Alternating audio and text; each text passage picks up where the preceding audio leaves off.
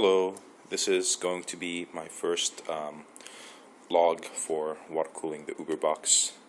We've come a long way. It took me forever to get this build up and running, not because I've been facing any technical difficulties, but it's because I live in Doha and there are no adequate water cooling supplies, let alone PC supplies here at a reasonable price. So I've done a lot of my ordering online, mostly from Amazon Performance PCs. So this was supposed to be done using a different camera when I first got the stuff. However, I ran into a couple of issues. I had to RMA a couple of my components because they weren't working correctly, and so far it's been a bumpy ride, but I can finally see things starting to pick up now. So a long overdue overview of what parts I have. They're already installed in this case.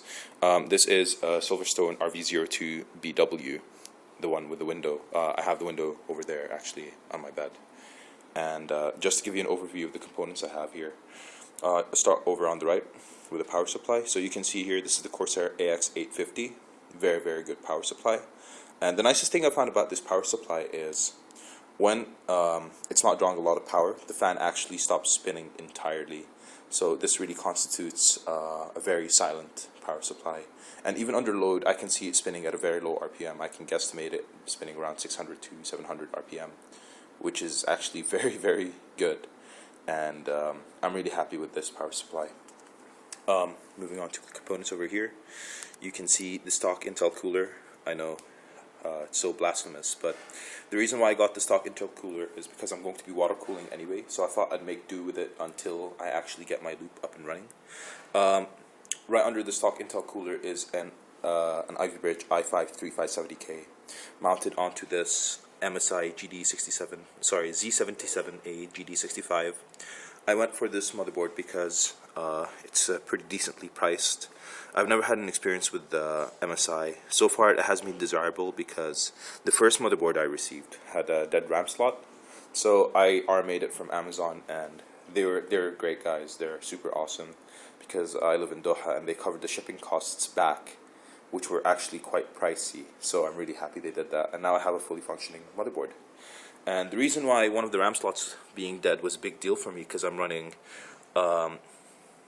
4 sticks of Crucial Ballistics RAM rated at 1600 megahertz, and I forget the cast latency timing, but it was rather low, and it's at 1.5 volts, so that's really good. Moving on to the GPU, I have a Gigabyte GTX 670 OC WindForce, and the reason why I got this card is for 2 reasons. First and foremost, it's because, according to the reviews, it runs really cool. The stock cooler on this card, not stock, aftermarket cooler from Gigabyte on this, the WindForce, is incredibly efficient. It cools the card and keeps it literally inaudible. I cannot hear this card unless I manually ramp up the fans. I've reached about 65 degrees at an absolute maximum using Furmark for about 20-30 minutes, and it stayed stable at that temperature. So that is incredibly good for this card. I find this design to be a lot better than the turbine cooler, which is the reference cooling design.